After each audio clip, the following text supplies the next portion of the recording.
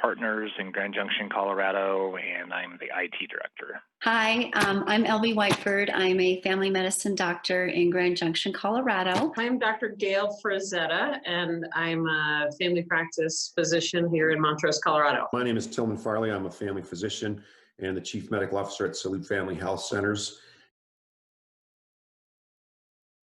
Telehealth, there's a lot of different names out there. There's telehealth, there's virtual medicine, telemedicine. In essence, it's basically a capability for a provider, a healthcare professional, to be able to connect with their patient. So really what sold it for us was the easeability for a patient to connect. That's what we went with, was this is the easiest thing.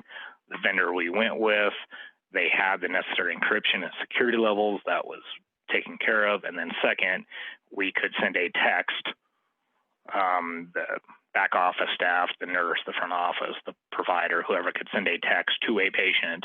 And let's be honest, most people would know more about smartphones than a computer.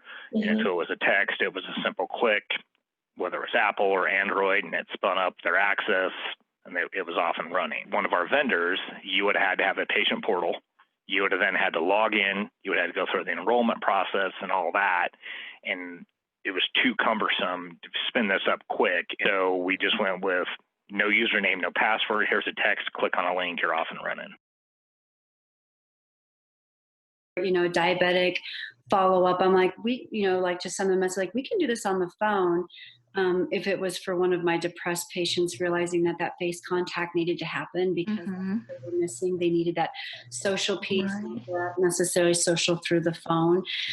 Chronic med condition follow-up to make sure, you're working, you're taking your meds and you're doing your daily therapy that you need to do. But on the flip side, it might be a mom with 3 kids and they don't want to come into the office because of the COVID related, and hey, I got a pink eye, and then the little brother might have it. And we've heard appointments of mom taking the phone and showing the pink eye and the doctor going, yep, you got pink eye, and prescribing.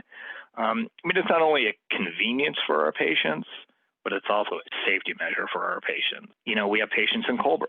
They don't want to drive down here because they have a sinusitis. They want to fire up the telehealth and talk to the provider. So it gives me the ability to see the folks that I do need to see, and it gives the patients the the flexibility and ease of having a visit with their doctor without having to leave their house or their work.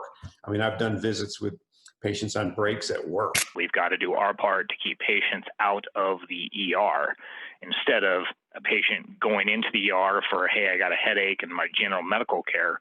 We need to keep them coming to our clinic. We need to keep a hold of our chronic disease management. By incorporating e-consult mechanisms into this whole telehealth, which we're also doing, I think we're going to be able to do a much better job of keeping care where it belongs and use specialists much more to educate me so I know what I should do with this patient rather than send them off to the specialist. We had talked about it years and years about it, but the biggest thing was reimbursement. How are we going to get reimbursed for this? And a lot of the payers, including Medicare and Medicaid, had never clarified that. Well, all of a sudden with this pandemic, it was do whatever you can and we'll figure out the reimbursement later. So it really opened up the ability, and it also removed some of the barriers of our physicians not wanting to use it. It was interesting to see some of our providers that just don't enjoy technology really throw away the stubbornness, I guess is the word, and just be like, yep, we'll figure it out. Let's move forward. So it was really fun to see that. So you would have asked me a year ago if I would have considered telehealth, and people did, because, I have folks traveling over an hour to come get a consult. I was like, no, I want to see my patients, face to face, kind of in my office, and have that kind of conversation. And so it had to go to telehealth within 24 hours, essentially. And so it has worked remarkably well, better than I anticipated, actually. I will continue with telehealth, actually. There has been some bandwidth limitation, especially in Western Colorado. At 9 o'clock in the morning, those first appointments, the video is, iffy. The audio is iffy. So we have seen some problems with that. And in Western Colorado, we don't have the same bandwidth capability as they do in Denver, right? And plus it's more expensive, especially for enterprise business level. The connectivity is an issue for people who live in more remote areas. And then I also find everybody's on the internet now. So sometimes it's a challenge just being able to do a full, a full discussion, because halfway through the audio may go, or there's a delay, and it makes it challenging sometimes in that way. And on occasion, I've had to just go to a phone call because the connectivity is just not possible for that person. A lot of people don't have good tech, especially in rural areas. Even when they would get it, I'd be like, push the mute, you're on mute, and they'd be talking away. I'm like, mute. And so I think that there were still some of those obstacles. So a lot of our patients, if I saw that they were on video chat, I'm like, I know we offer that now. Do you guys just want to go to phone? And not feeling like we had to be bound by the new technology. There are times where it was like, okay, wait, you got to take a picture of it. I don't know really how you're rotating your arm. Let's try the video chat again. But I think that's just respecting, we don't have to use the tech just because we had it. The efficiency of it also, somehow, like the visits are longer when people are physically in my office. Just the process of, my staff greeting them and vitals and the chit chat, and then all of it. So it's a shorter visit, but it's not that it's a lesser visit, it's a more efficient visit, if you will. In the healthcare system in the United States, you feel bad the patient's there. You feel like the patient wants something, so you give them an antibiotic for their viral illness.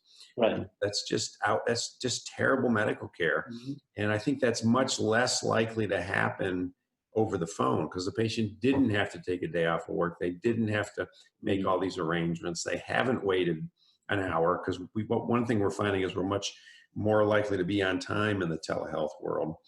And our docs don't feel the pressure to have to give an antibiotic. I almost feel like the old country doc reinvented and going to people's homes. Yeah. It has been interesting that way. And I have, a couple of patients who are artists who were thrilled to, give me a tour of their art around their house.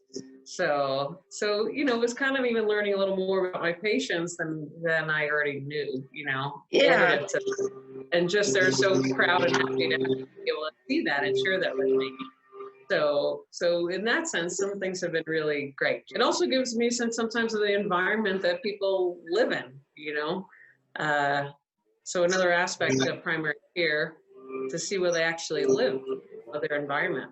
There's a huge opportunity here, but there's also potential big loss. And just like when we quit doing house calls, you lose all the richness of information that you get from that house call. And we don't even really think about that, how that guy used to do it, because that transition happened so slowly.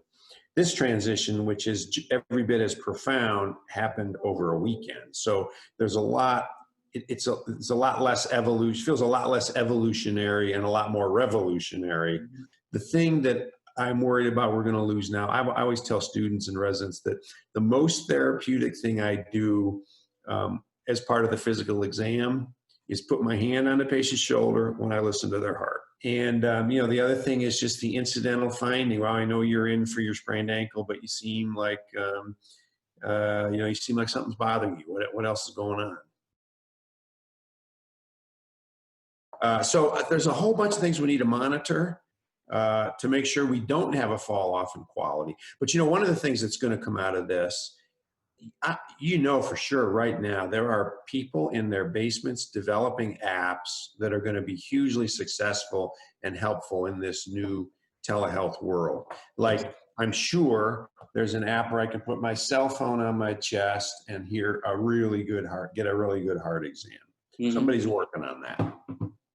So we need to identify the ones that are going to be most helpful and bring them into our tool chest, so to speak. But this is a great opportunity to really shake things up and do things in a different way and retain the things that work.